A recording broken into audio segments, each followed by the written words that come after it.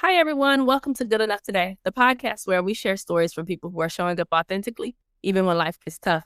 I'm your host, Shireen Lee, and I like to say Happy New Year. I'm so excited to share with you the new guests and interviews we have for Good Enough Today for 2026.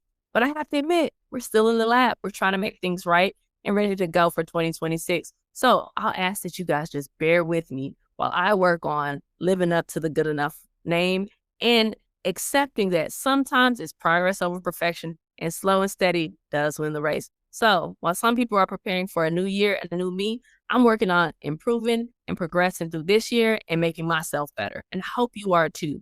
And I'd like for you guys to follow me on Instagram, Facebook, and YouTube and see what's going on behind the scenes with Good Enough Today. I'd also like to remind you that even when life gets tough and things are looking bleak, you can stay hopeful for tomorrow and remember that you're good enough today. Hopeful for tomorrow, good enough today. Oh yeah, hopeful for tomorrow, good enough today. Hello, everyone. Welcome to Good Enough Today, the podcast where we share stories from people who are showing up authentically, even when life gets hard. I'm your host, Shireen Lee, and today I have a very special guest, Miss Jordan Cannon. How are you, Jordan? Everybody. I'm good. I'm so excited to be here and talk to you in person. I know, right? I feel like I know person. you, but I don't. We've had a lot of communication, but I never get to see your face. So I'm very excited today. I'm not going to let the cat out of the bag but I do want to start every interview like we do the all interviews. Tell me today, how are you feeling physically, emotionally, and mentally on a scale from 1 to 10, of course, 1 being the worst and 10 being the best? Okay. Physically, I'm probably like a 6. I have this. I just don't sleep well. I'm bad at sleeping. Like I don't go to bed, and then I've started recently waking up too early, and so I'm just tired. Emotionally, I'm actually like an 8. Like things are good right now. Nothing's too stressful at the moment. Mentally, probably I say nothing's too stressful. Mentally, probably a 6. Also, like I got some.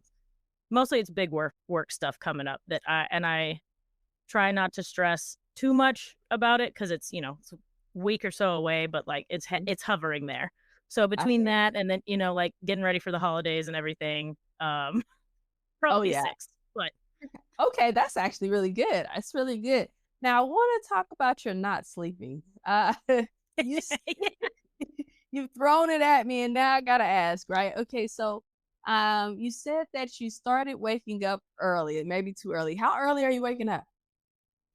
like around 7, Okay. 7:15, and like my alarm set for 7:45. The problem is I'm generally not like a morning person. I for a long time with my job was working in the evenings when sports are going on, and so I was working like 2 p.m. to 10 p.m. So then I got in a bad habit because that was my first like 6 years of work. So I got in the habit of Mhm. going to bed at 1 a.m. and waking up at 9:30 or 10. Now my hours are kind of more traditional, but I still go to bed late. And I think part of it Okay. too is like I get through the workday and then I get through all the things you need to do at home. And then I feel like I haven't done anything for myself. So I'm like, oh, I'm going to watch my show or I'm going to read my book or scroll Instagram or play games on my phone. And then I realize it's 1 a.m. and I got to be up. Okay, so I think that this is actually a really good a little I mean, I didn't intend to ask you about this and make this a No. sleep episode, but I think it's interesting because I feel like do you feel guilty when you wake up and you're tired because you stayed awake so late at night? Oh my gosh, absolutely. Because I'm like, you didn't need to do this. You did this to yourself. There's no reason for you to stay up that late. No, and that's so interesting to me because I it kind of fits into the good enough today because you feel like you want to have time for yourself at the end of the day, right? And so you're like, no, Mhm. this is my time. I'm embracing it. This is what I deserve. But it really is not setting the future you up for success. And I think we do that Not at all all. the time. Not at all. Or it's a thing too where I'm like, "Oh, I can stay up later because I don't have to be up. So I don't set an alarm like super early, but then I still wake up. I mean, I have 3 dogs, so like then and they're lazier than I am. It's really they're not the ones making me get up, but I'm like, "Oh, and they probably need to go out and I need to feed them and blah blah blah. Yes. So like I'll just get up since I can't go back to sleep now." That is pretty cool. That is pretty cool. Like, I think that that will resonate with a lot of people because I think we all kind of fight with that. How do we fit in time for ourselves when we have to do everything else too? I would say fit in the time for yourself beforehand, before you do the things to kind of suck. But then you're setting yourself up kind of for failure with those things too. So it's like one or the other. Maybe a little less rest and feeling good at the end of the night is worth it. Maybe just shave off 30 minutes. Shave off Right. 30. Yeah. We're working on that. We're 10 minutes each night. We'll go try and go to bed 10 minutes earlier each night. Eventually I'll get to a normal sleep schedule. Until you get to Maybe. a normal sleep cycle. That's good enough. Okay, so you talked about work kind of being a cloud over you. You got some things going on. What do you do for work? So I am now a live event producer for ESPN. And as kind of treetops as I can make that, like if you're watching, I work in college sports too. So if you're watching for instance, my fall sport was soccer. So if you happen to be watching SEC Network and you were watching the South Carolina Texas soccer game, I'm in the control room and kind of steering the ship for that is the easiest way to describe it. It's a lot of like preparing. You need to know the teams. You set up coach meetings with the people who are calling the game, and then you go in the room and you just make sure everyone is kind of set up for success and everyone knows what direction we're going in and what we're trying to tell while this game is happening. And then during the game, are you the one to like go in the camera too? Do this, switch this over, go over here, do that. Is that you? So that's a team effort between myself and the director usually. So the director's the one that will actually say like, all right, take camera 2. All right, now take camera 3. But I'll say like, okay, that was a good shot. We need to see that replay. We're going to use X machine, Y machine. And then I tell the director, and he's the one that tells the technical director, who's the one hitting the buttons, like, okay, now we're going X and Y. So it's definitely a team effort. You've got to be able to collaborate. You got to be able to work with people, which has been an interesting thing to learn in my new job. Because for the first 10 years of my career, I was in Austin and I worked at the Longhorn Network. So it was kind of working with the same people, same groups of people, at least for every game. And now I'm going in and working in like with a school control room crew who is like, could be made up of 50% full-time staff, 50% students who are learning how to do this job. Wow. So you got to okay. yeah. So you got to be flexible, but you also got to be patient. Cause like that is the one thing, probably the biggest adjustment is, and it's fine because these students are great and they want to learn, but going from someone who that's their only job and their everyday job to someone who's, I had 8 a.m. class and now I'm here for this game. And literally I've had students who are like, all right, like now I got to go home and study because I have a final in the morning. And I'm just sitting there like, thank goodness that's not me. No way. That sounds super stressful for me. Like, I feel like there are a lot of moving parts and like what happens if it goes wrong? Like if you get it wrong, what do you do? So that's so when I mean, the first thing that I'll do is own up to it. First of all, if something goes wrong, you just gotta like straight up, that was my bad. That was on me, because you certainly don't want it to like snowball where like maybe I called the wrong replay machine and they weren't ready to go. So the director's not looking at them. He just takes it and they weren't ready. So it's just, and then like director's mad at them. And so I'm like, that was me. That was on me. But the other thing, you have to be flexible too. Like I hate that this happened, but it's kind of hilarious looking back now. One soccer game I had this season, when there's weather in the area, it's within 8 miles. If there's a lightning strike, we have to bring our camera people off of their cameras and put them in and get them into a safe area so they don't get struck by lightning, obviously. Yes. One game, we saw a lightning strike on our official like safety thing. The school facility people did not see that lightning strike, so we had to pull all of our camera people off and they continued playing the game. So we had to televise the game, like just set the cameras where the best we could, and then produce the game with no camera people. So it's things like that. It's like in the moment, just okay, what is the best way? How can we cover the most of the field and just do that until they're allowed to go back out? Like, and so it's again, it was a team effort again. Like we set up the cameras as best we could. The guy in charge of graphics was great. He was, he started like a countdown clock to when our camera guys were allowed back, like all these things. So it is really just being flexible. Like that's the biggest thing, because things are going to go wrong. It's live television. Things are going to go wrong. Yeah. Cameras are going to break.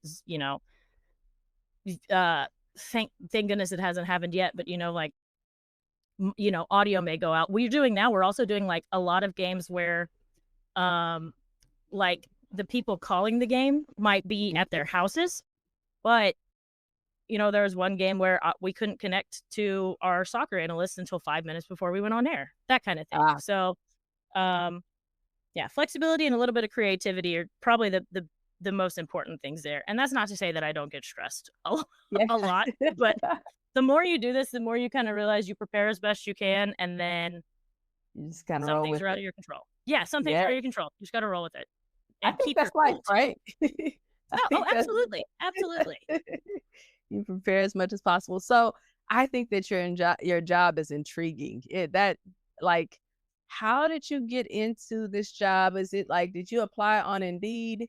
Were you always like, but I want to do like how how did you get in this job? Like, where did this come from? Had you always wanted to be a live event producer? Like, how did this work out for you? Um, that's a great question, because I went through a whole adventure.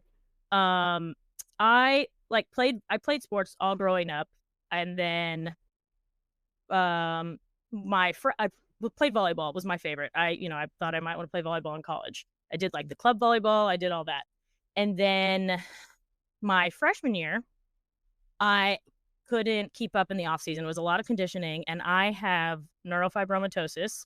So, well, and Say you that can again. ask, yeah. Neuro- It's called neurofibromatosis. Okay. Okay. NF1 for short is what I have, Okay. and we can get into this more in a sec. But essentially, I had quite a few surgeries growing up, and so I don't have most of the muscle in my right hip. Okay. So I couldn't keep up in the off season, and so the coach was like, "Why don't you play another sport, but just get into a consistent sport you're not just doing conditioning all the time." And so I started playing golf, and I loved it, and I stayed there. But then college, I kind of had to shift my plan, and I knew I loved and I wanted to stay in the sports world, so I thought going into school that I was going to be an agent. I was going to do business school at UT and then go to law school and then be an agent. And this is the weird thing about life. Like the first week on campus, it's called Gone to Texas, and it's just like all the clubs and everything set up, and you walk around and look at the booths. And Texas Student Television had a booth, and it was the way the sports department pitched it. It's tomorrow night is what they said. Tomorrow night we're taping it's like Sports Center for Texas sports. Mhm. So I went, and then I just like stayed. I loved it. I thought it was cool. I was like, man, I never really thought about people having to like put sports on TV. Like Yes. I know I watch them all the time, but I never thought about it. That's someone's job, you know? So I got into that in college, and my sophomore year is when ESPN launched the Longhorn Network, and I interviewed a ton for the internship. Finally got it my senior year. And again, another weird moment. They were launching SEC Network right the summer that I was graduating, and so one position opened up in Austin, and I applied for it and I got it. And so I stayed. My internship ended May 2nd of 2014, and then I started working full time June 2nd of 2014. So that's kind of the longish way around how I got there. Like I never really set out to do sports television when I was little, because I kind of didn't know it was a thing. But now, like, I don't know. I'm sure skills would translate, but I don't know what else I would do at this point. When people ask like why I'm in Charlotte now, is because our Austin office closed, and so it was like, find another job or you can move to Charlotte and do this. And I was like, well, obviously I'll move to Charlotte because I don't know what else I would do. Well, at least Charlotte's a pretty cool place, right? Oh, I do love it. It's such a good, for me, especially living in Texas for the first 32 years of my life. Like, Right. the weather is awesome. Like obviously I can sit outside now, which I'm sure, how hot is it in Texas right now? It's actually cool today. It's like 60 degrees. No way. Oh, Yeah, that's it's awesome. great. Now, yesterday was like 80, but that's different. Whatever. That was yesterday. That's not today. Exactly. Oh, that's funny. But yeah, so I love the weather. Everything is green. It's also probably it was good for me. Like I lived in Texas my whole life, so it was a good Yeah. adventure. for me Absolutely. I, anyway. I always think that like moving around into different places allows you to kind of see who you are in a different way. Like you got to go find new things. It kind of keeps your brain kind of flexible and your mind creative because nothing's the same as it used to be. Where are you going to eat? Where are you going to get your hair done? Where are you going to get your car taken care of? Like all of those things come into light, and so I think that moving away is always a cool thing, except it is also frustrating during the in the midst of it, but afterwards, you're Oh, like, "You know yes. what? I'm actually pretty cool at this. I'm okay." So I think it's always good to move around. You said something that was interesting to me, and I am gonna get back to your diagnosis and things like that, but you said that you applied for the internship a few times and then you finally got it your senior year. And I think that could be very, very useful for someone um, to hear kind of about that process and why you kept trying. Like, were you like, you know what? Nothing said, maybe I shouldn't try this again. What made you keep trying to get that in? So this is the thing. It is I knew that I could do the job. The other thing was I started applying, I guess it was my first semester maybe of sophomore year. And one thing I understand more now after being on the flip side and I hired interns later in my career there is um when you're hiring for an intern especially, it's one of those you got to find a balance between obviously you're hiring an intern because you need help, but also these interns are coming to get experience to set them up for their careers potentially. So the feedback I kept getting was like, "We like you, keep applying. You're too young," Ah, essentially. okay. Mhm. Like we want to hire seniors who are about to have to enter the workforce, Mhm. and so um, that's one of those. I kept applying because I kept getting good feedback. I got frustrated once. I think my junior year because it was each semester you could apply. The Mhm. second semester my junior year, I didn't apply because I did get frustrated. I got really frustrated. I was like, I'm close enough to that age. Y'all know, like, Exactly. then senior year came around. I applied again. It all worked out. But yeah, it's one of those like, especially if it's something you know you want or something you know that you can do and you're good at. You just have to keep. Right. I was on a hiring committee recently, and we had an employee who has been essentially applying for a promotion for years, and Mhm. there was always just one other person that was just a little bit stronger, and so this person had missed out on it. I mean, probably 3 or 4 interview cycles, Mhm. and going through this interview cycle, like, we had a whole bunch of other good candidates. So, this was the nice thing too is I don't know, the situation doesn't always apply, but some of the other people on the committee, we finally just went to the people who manage headcount and said, "Hey, listen, like, we can't not give this person this job. Right. They're essentially overqualified, but we also have another really good candidate. And if we are needing to hire immediately because we have a need, let's find a way to hire both of these people." So, Right. um, that is another testament to like if you know you're good, because that's the thing is this guy knew he was good at the job. He knew he could do it Mhm. because he had been doing it, and so he just kept applying and finally got the promotion. That's interesting. I think that sometimes we get a little bit annoyed with the process, right? Especially when 100%. you know that you can do it and the other people have no idea. And so I was kind of I heard something actually today. I think I saw a reel and they were like, some people have an undeniable belief in themselves, and if you have that belief in yourself, you're gonna be unstoppable. It's just that other people haven't recognized it yet, and so sometimes I'm like, but how do you know when you're, like, delusional and have too much audacity, right? That's such a Because great question though, because there are people with way too much audacity. Like, yes, yes, don't know where they got this audacity. You're totally exactly, right. you're like, you're not that person, right? And so Right. I I'm not gaslighting myself, right? Like, exactly. And so I always wonder, like, am I being overly confident with this, or really can I do it? And I think sometimes, so the people that are asking themselves, like, am I really being overconfident? Probably do have the ability versus the people who are just like, yep, I can do it. because you have the awareness. Like, Yeah. that's a very good point. Is the people who are going to doubt them. I think it applies in a lot of things too. Like, people in a lot of leadership roles, like, don't set out to be a leader. It emerges and when you realize that you're good at leading people and other people recognize it. But yeah, like, It just kind of naturally No. progresses that way. Yeah, it just kind of comes out like that. Yeah. Okay, so tell me a little bit about this. You're an athlete, you're playing. Did you have this NF1 diagnosis prior to becoming an athlete? When did you figure this out and how did it impact you? So I was diagnosed when I was 2. Okay. And what NF1, the one that I had, it is a genetic mutation essentially where there are tumors, not normally they're not malicious, they're normally benign, but they wrap around your nerves.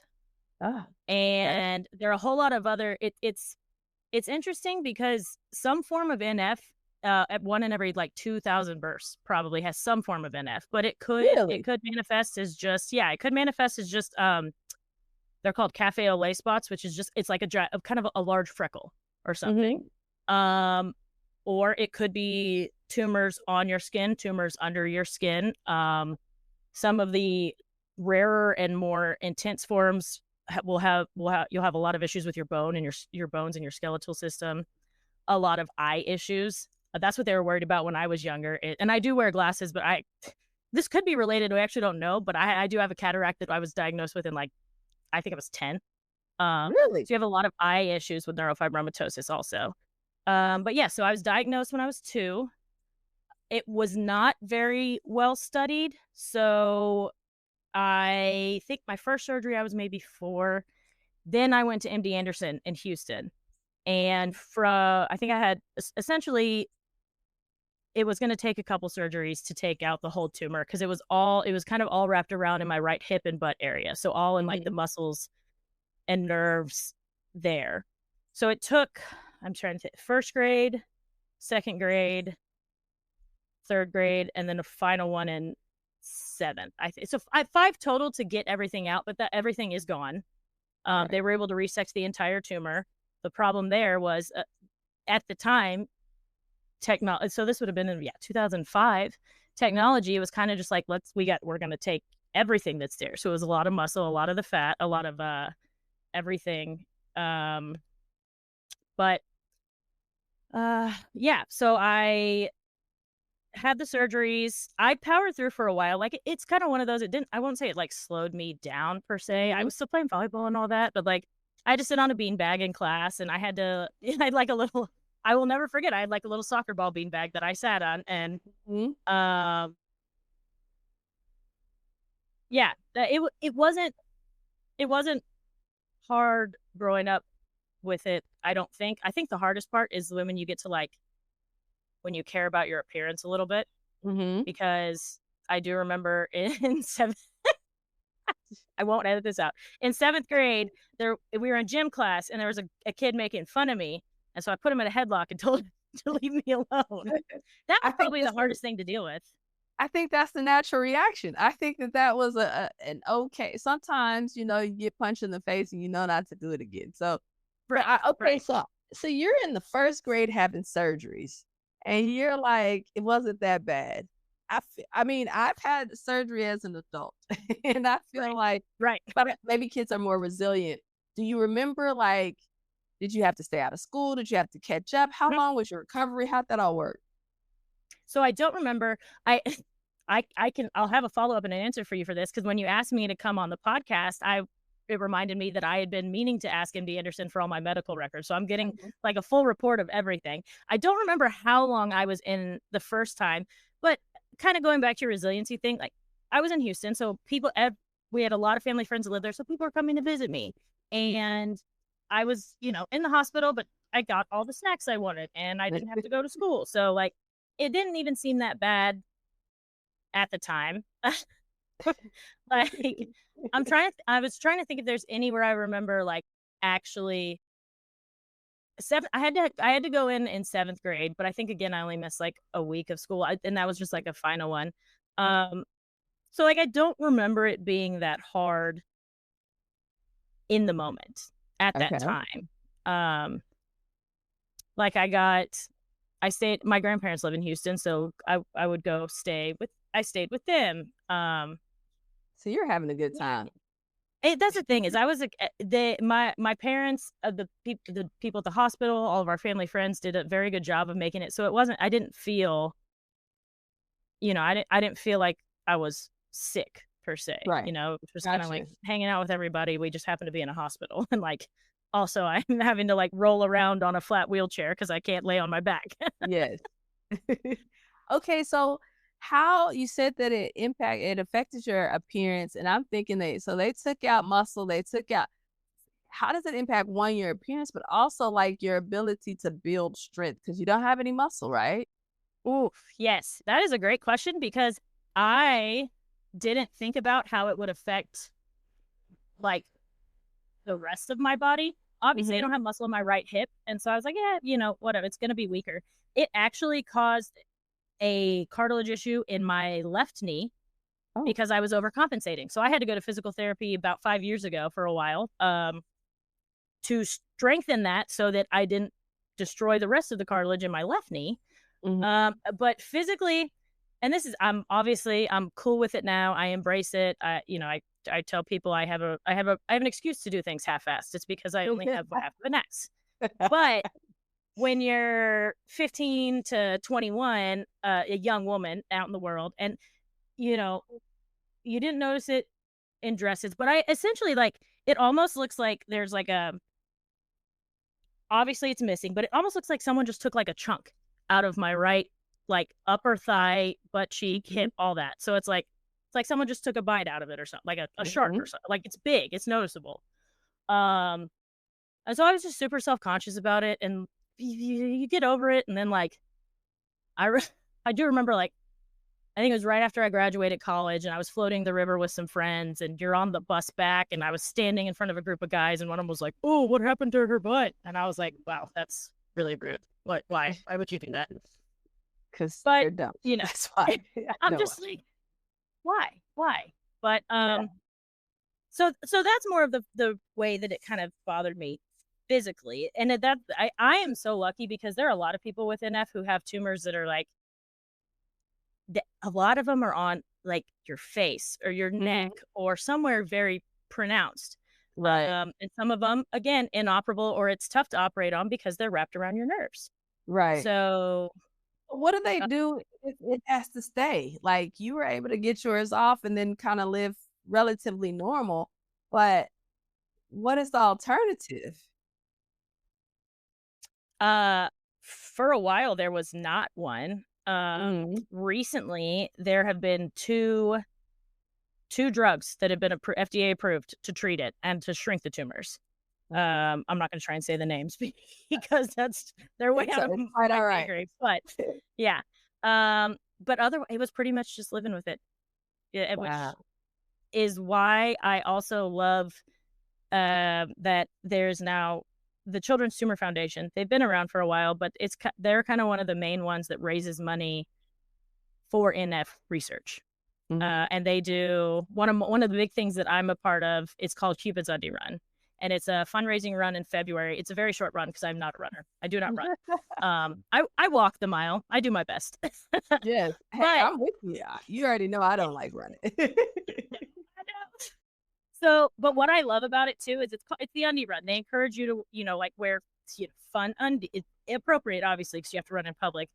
But it's one of those like most people who have an F have some form of tumor or something where it disfigures your body, and then you're just in a whole group of people who are like that, who may have a bunch of tiny tumors all over their body or one big one in one location. That's what mine was too. I don't think I mentioned that. Mine was just one big one that had taken over a lot of space. So, Mhm. um, yeah, that's Children's Tour Foundation has done a ton. I'm so glad that I found them. I will plug that any chance that I can because they're the main ones funding the research for NF treatment because there wasn't a treatment for there's certainly not a cure, but there are now treatments that will make it less painful and more manageable. Okay, and so I kinda wanna talk on the appearance thing a bit because I feel like, we all have our things, right? They'll be like, "Oh, I hate this. Oh, I hate this." But this one's a little bit different. How did you continue to have some self-confidence while dealing with the idea that this is something that you can't change, but you don't necessarily like, you know? That took a long time. Like, I would probably say I wasn't fully embracing it until my late 20s. But, so Okay. 5 or 6 years ago, like, I would, yeah, just I hid it as best I could because Mhm. it's not that hard to hide as long as I'm not wearing, like, leggings everywhere or something. Mhm. But, yeah, that is one that it took a while to just be okay with because, like you said, there's nothing I can do. Mhm. Um, and so at one point I did try and go. I talked to like a plastic surgeon about potentially getting it fixed. Partially because also with my job now, I'm traveling a ton, so I'm like sitting on airplanes. That's the Mhm. thing now. Like it actually is kind of uncomfortable because I have Mhm. no muscle or anything. So I'm like sitting bone to chair Oh, sometimes. ah, Um, you need but your yeah, that's just beanbag. I know. I gotta go get my soccer ball back. Yes. Oh man. Yeah. I mean, that's the I have to have one of those like gel seats on my bike Yes. if I ride my bike. I need that too, though. Riding a bike is brutal regardless of Oh, where you are on that. I That's brutal. tried. It was during the pandemic when I started trying, and I'm like, bicycling just may not be my thing. Yes, absolutely. Absolutely. So you said 5 or 6 years ago, did you just stop caring? How did you what was the change? Pretty. That's pretty much exactly what it was. Like, you just have to.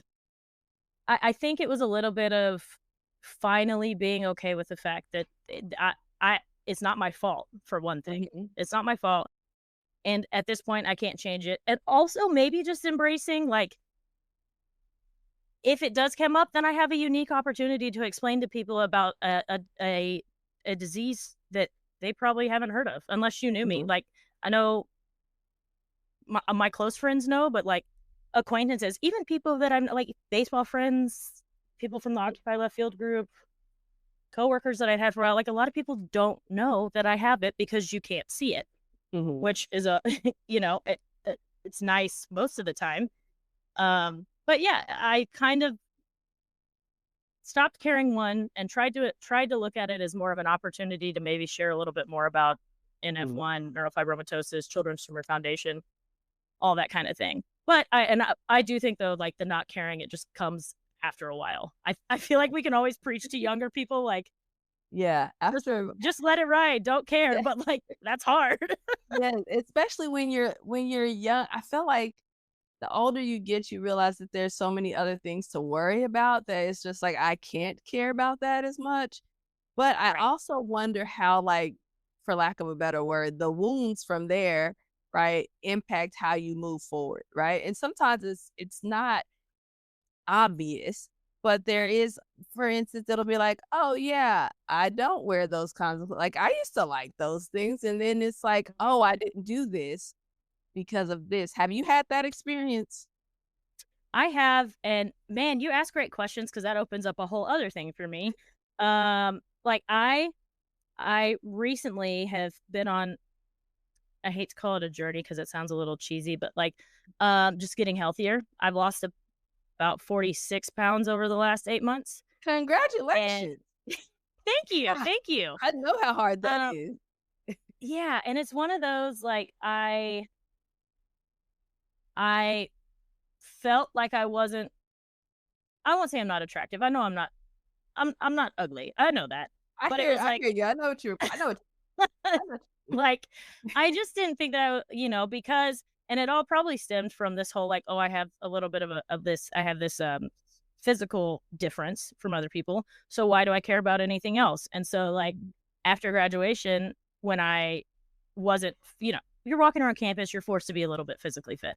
I Yes. graduated and wasn't, and, on top of working the, like, 2 to 10 hours, so I'm eating dinner at 11 p.m. and going to bed at 1 a.m. and waking up just in time to get ready to go to work. I was sedentary. I didn't do a lot. So I put on a lot of weight after graduation. And then also going back to your point about moving to a new place, it was like I have the time now to focus on my health because I moved here. I didn't have a lot of friends to hang out with at the time. So I had time to just focus on my health. But that's the thing, like I will wear swimsuits. Now, I used to just be very self-conscious. Now I'm very comfortable in it. Crop tops are still a little bit of a thing, but like I have a few that I like that I feel comfortable in that I wouldn't have worn anyway because I just didn't have the self-confidence going all the way back to when I was, 14 to like Mhm. try and do that. So, Yeah. um yeah, that's just a whole that's this self-confidence is weird. Um Yeah, no, for the record, I am not comfortable with crop tops. I just can't figure out like first off, I get that I'm unique in some way. So before I realize a disclaimer before the whole crop top thing, I feel like I need to pull my shirt down. Like I don't You're always like I don't yes, yes. And I'm like, oh my shirt's not I just can't, so just so you know, there are other people like me who have a completely different reason. It's just yeah. I don't know how to wear it. I don't know what to do.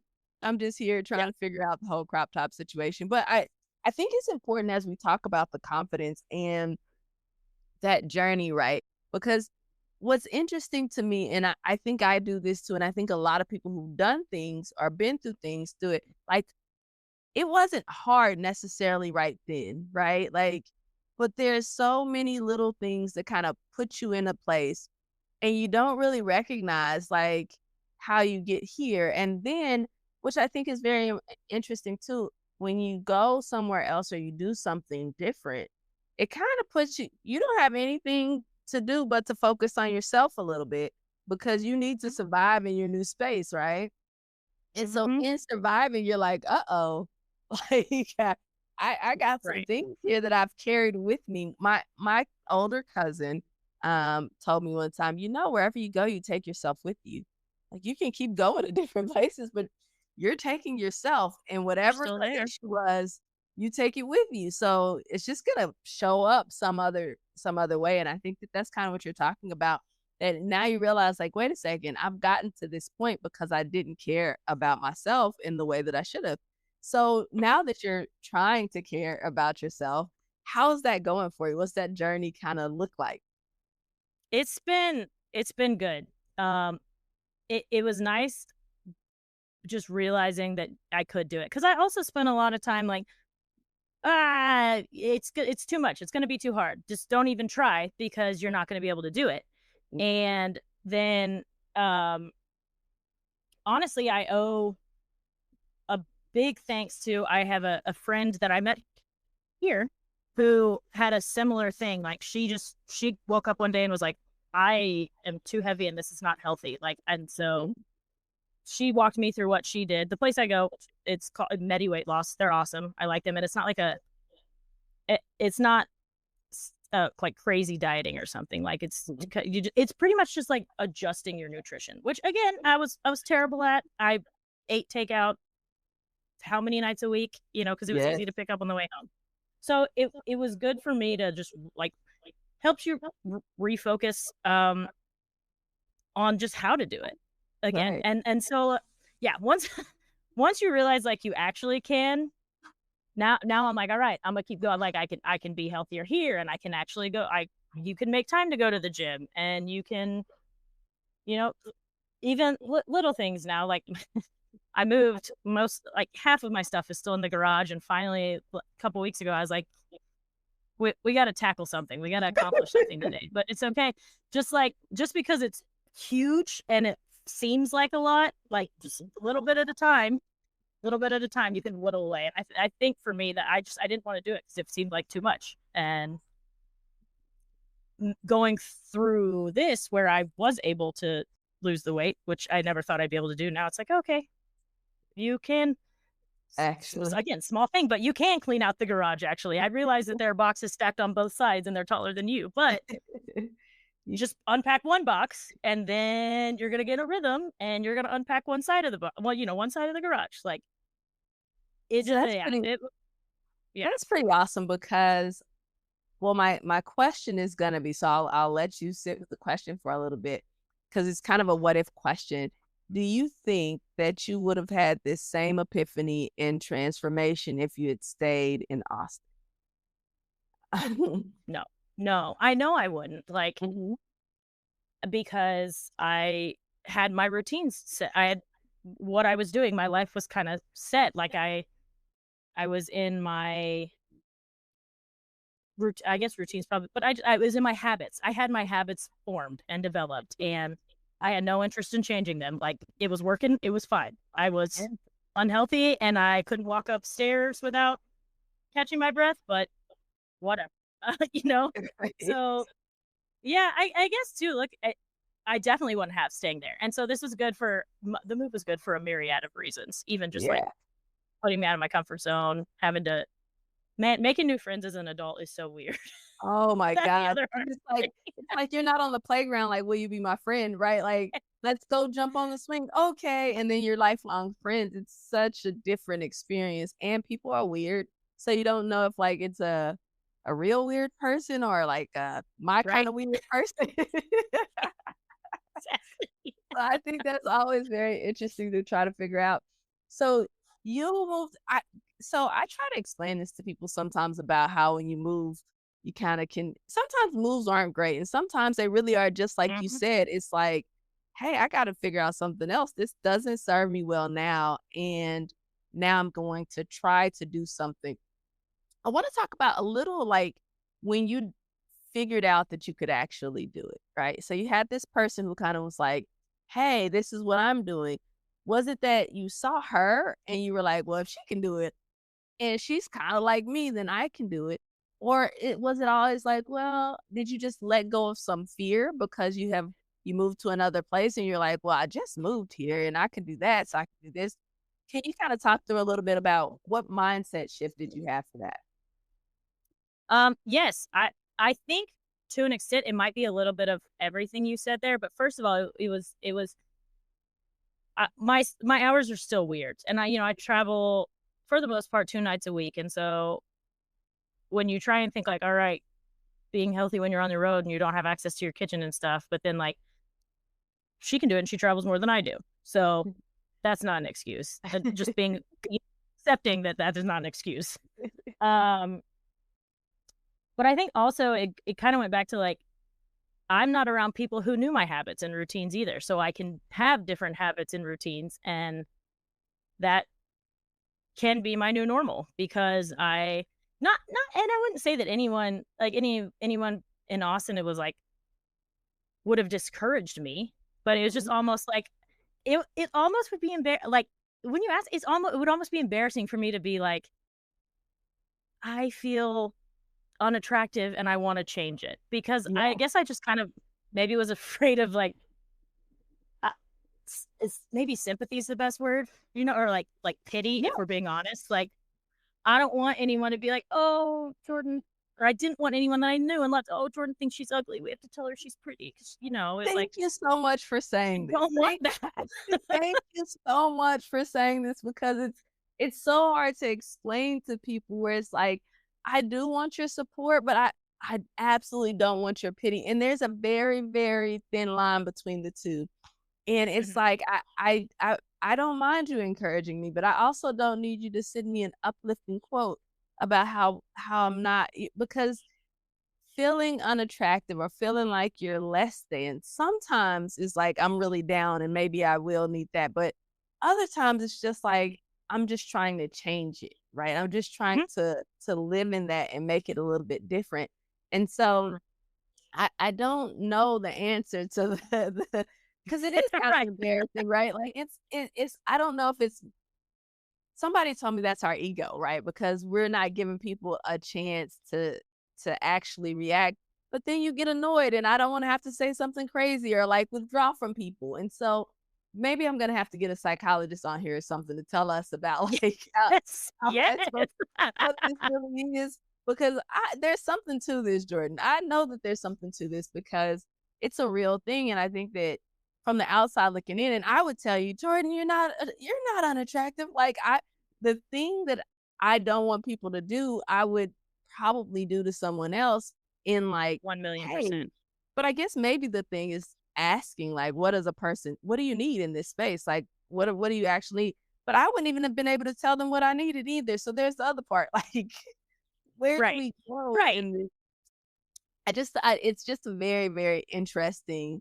dynamic from that pity point of view and thing. So I guess, have you done any other methods to kind of find yourself, like, are there things that you're like, I'm gonna go buy a new sweater right now because this makes me feel this way? Or like, are there things that kind of boost that, like, you know what, I am attractive and this is what I'm gonna do to own it? Um, I de I definitely do, like, reward myself. I love to shop. It's so bad. Uh, and I have shoes. That's probably the one constant. And maybe that's why I love shoes so much because, like, it didn't matter what size I was. I still like shoes. Doesn't care. Yes. Shoes don't care. Kramer. Um, but I definitely will now. Like every time I hit a little milestone, I'm like, all right, you can go. And this is I love Old Navy, so it's like, all right, let's just go to Old Navy and pick a couple things out that like make you feel good now because you've worked hard, and I just give myself a little treat, every time I hit a goal. Well, you know what? But First I off, I'm gonna put a little tag in here. You love to shop. I hate to shop. And so maybe we can connect on a way. That's your strength and my weakness, and maybe yes, we can find a way yes. to make this beneficial so you won't have to spend your own money and I won't have to shop. There It we works go. out There we perfect. go. This is a plan. Yeah. See, you find all kinds of things on this podcast. But the other part is like, all right, so you go find these new things and you're like, this is a treat. Is there something now, if you're looking at yourself and you're like, oh yeah, no, this is cool. I like this about myself. What's that thing now that you're like, and it doesn't even have to be physical. It could be like the confidence. It could be whatever it is. What now do you look at yourself and you're like, It's that there are two things I can tell you there for sure. Like I hated taking photos, even group photos. I was always the one like hiding in the back. I hated posting photos on Instagram. It was all landscapes and dogs and the beach, like all the cool things I saw, but never myself enjoying those things. mhm, And like I had those photos, but I wasn't going to share those with the world. I'm not. One thing is I have the confidence to share that now. mhm, Um, and then the other thing is just being able to like this summer I went to Panama and there was a group of us on like this hike and at Panama is humid as heck. mhm. But I wasn't out of breath on Yeah. this. And I literally at one point I stopped and I just stopped and I stood there and I was like, well, dadgum, maybe maybe there is some maybe this is worth it. Like, you know, going through like cooking your own food every night and trying to get to the Mhm. gym, but like then I can make it you can make it to, the end of your hike or you can walk the whole, the loop with the dogs and not be out of breath. For me anyway. That's, cuz the dogs. I have no kids, so the dogs are the Yeah. kids right now. You But get just to being do able to life. do things. Yeah. Yes, yes, it is crazy because you don't the other weird thing is I never felt like I was, like, missing out per se, Mhm. but being able to do it and not be so uncomfortable was nice. It's just nice. It's just nice to Yeah. be able to do it and not have to take as many breaks and not have everyone waiting on all this stuff. Like, it's nice to just be able to do life a little more, a little more I don't even know what the right word is, comfortably. Freely. Yeah, Yeah, I don't freely. There you go. it's just like, "Oh, wait." I think that what we don't, it's crazy because this makes me think of somebody saying, like, you have to choose your hard, and it's hard either way, but you don't necessarily recognize that it's hard until it's not as hard, right? It's, like, easier, and you're like, "Crap, I was really doing that the hardest way I could have done it," and so I think that sometimes, we don't know that our heart is hard in that way because we're so afraid of the hard to get to the other side that, and then you look back and you're like, "Man, I could have done this a couple years ago and things would have been Could've easier," right? But Oh I gosh, yes. I think that that's actually a really good lesson. I didn't even think about that, about how, once it becomes easier, you realize, "Oh my god, I was really choosing the hardest way to do it." So that's actually really cool. Okay, so I have a few questions that I usually end all interviews with because I don't wanna keep you forever. I have a lot of questions. I'm sure I feel like we could just sit here and chat for yes. we're gonna have to do more I than am one a of these. very Yeah. curious person, so I try to rein that in a bit. But I do wanna know, what right now is hard for you?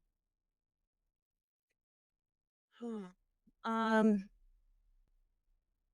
it's funny to think, and I think you've touched on this quite a bit. Is like I don't ever want to say anything's hard because someone else is always dealing with something harder. You Yes. know, like I think maybe just as much as I so the holidays are coming up. I think probably the hardest thing now is still kind of, and I have a great group of friends and everything, but it's still like I am the only one in North Carolina and everyone else is still back in Texas. So kind of like it hasn't hit me yet, but I'm sure there are going to be times where like, oh, all my family's in Mm. Dallas or Arkansas or Oklahoma City, and I just like being here. I know I'm not alone, but sometimes you kind of feel lonely. I'm much less lonely than I was a year ago at this time. Um, but still, the move for all of the positive things, there are still some times where I'm like, everybody that everybody's over there. I'm here. Um, so yeah, maybe just that because again, work has finally, work normally my what is hard would be work related, just Mhm. always because it's it's busy and it's a lot of travel, which is hard for me more just because I enjoy the traveling part. I don't love the being, like, away from the dogs so much part. I feel guilty. I feel guilt. Mhm. Maybe that's actually a good thing, is I'm also gonna have to travel a lot between Christmas and some of this, like, soccer postseason, all this stuff, like, Mhm. dealing with the guilt of, wanting to continue progressing my career while knowing that, like, I left the dogs at home, or, like, I have to shorten a family vacation because I wanna go do the job thing. So, like, trying to process being okay with choosing myself or my job and some of these things Mhm. and dealing with that guilt. That is actually hard now that we're talking it through. See now, Jordan, you can't lay something like that out there. And as I'm like, let's shorten this. I'm trying to go here and talk because so we're gonna put a huge pin in that. And Yeah. I'm gonna have to, we are going to have, I'm gonna talk you into doing another little short segment on Yeah. just that little, maybe we'll do a short and do a behind the scenes type situation because I think that that is something we all struggle with in different forms because Mm. choosing yourself is seems selfish. I mean, it is selfish, but like choosing You gotta that, do it though. right? Sometimes you have to. Like, And it's so because you're gonna hard have though. nothing. So Yeah, yeah. it's so Oh yeah. hard because then you're like everybody, you're not. You feel like you're letting people or things down, but then Mm. also if you don't choose yourself, then you're gonna be down, and so Mhm. and then you won't be happy in the things that you're trying to be fulfilled in, and those kinds of things, and so I'm not gonna ask any more follow-up questions on that one, but Don't you just forget it. laid a nice thank you, Jordan, for that. I should have asked that at the beginning of the interview, and and then we would have gotten here. Okay, what's bringing you joy right now? Oh, I feel like a lot of things right now. I think em- embracing being here and my like doing things with my friend group. This I hope this isn't this might take you down a rabbit hole again too. I It's funny, Shelly actually texted me yesterday because I'll check in with her and like, hey, this episode's gonna be done. Probably tonight I'm at dinner with a friend or someone's in town. And she said, I'm so glad you're going out and doing things. And I'm like, same, because I used to just be like, I don't know, kind of a homebody. I'd go to baseball, but otherwise I was like, I'm not gonna go out and do stuff. Like I'll just sit. Now that I have like a good friend group here and things, I'm going and doing. We go out to dinner, and I go to like I went to a speed dating event. It's just like be embracing things, and yeah, that's another thing for the speed dating is not for me, fam. No, but, but just embracing not only focusing on work, which was Yeah. for the first 10 years of my life. That was my focus because I was good at it. And also I just like, I felt like I had to, or I felt like I had to from the instance of there weren't a ton of people in our office. So it was always that kind of like, if I don't do it or if this one other person doesn't do it, it doesn't get done. And I don't feel like that anymore, which is another freedom of being in this office is I'm one of many people. So I don't Right. feel the need to be on and on call and in the office and everything. So now I can go out and just go to dinner with a friend or go see a movie or go to a concert. And so that's bringing me a lot of joy being able to do all that stuff now. That's really cool, and you're right, it would take me down another rabbit hole. So I I have so many questions to ask I about know. that.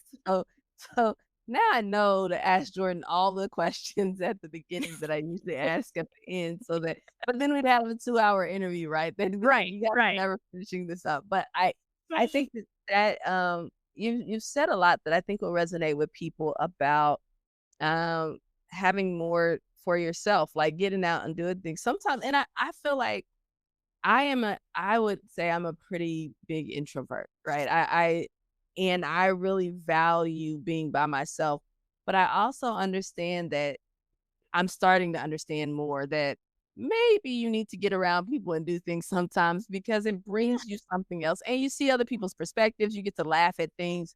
Um, and you kinda experience life in a different way than you do when you're just kinda solo, looking at it from a different lens. So, it's very interesting. I'm not gonna ask any more questions about that, Jordan, but we'll touch on it. You're gonna be like, "Why is Yeah. Sharima stalking me now?" It's because No, this is great too because it's like things I gotta be like subconsciously aware of, but until you ask the question, it's not like I Mhm, think like I probably would have never like just sat with myself and talked about like how much the weight loss or how much the NF diagnosis or how much just like mhm, this move has obviously it's impacted me. That would be silly to say that it hadn't, but like how many things it has changed, mhm. picking up after 32 years in the same state and moving all the way over here. Like Yeah, I I don't sit with it that much and just contemplate it. yeah. So And I think you're absolutely asking good I questions.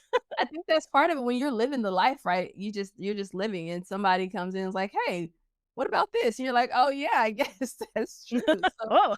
no, so I think that that's really cool. So we'll have to have another segment. I've got to figure out how we're gonna do that to make sure that we can touch on some of these Yeah. things. Because I think from the weight loss, from the NF diagnosis, from the finding friends I think it'll resonate with a lot of people in different ways because we all have our version of this, right? Where we're trying to figure it out and then we try it and then your life just opens up in ways you never thought. And I think that that's also another thing. It's like when your life does open up in that way, there's like, oh my gosh, right? And you start to feel mu- much more like, I didn't know I was missing this. And this is what really life really feels like. And so I think but you're still you, right? So you still have the same kind of things that were so we'll definitely have to have a conversation about that 'cause I think it's a Yes. cool thing. And I am like, this resonates, and I know that if it's you and I, then there are more people that kind of feel the same way. And the thing Mhm. is getting the different perspectives. Okay, last question. I might be lying about that, but I think it's the last question. As long as you don't say anything, Jordan. I'm not gonna get crazy, I promise.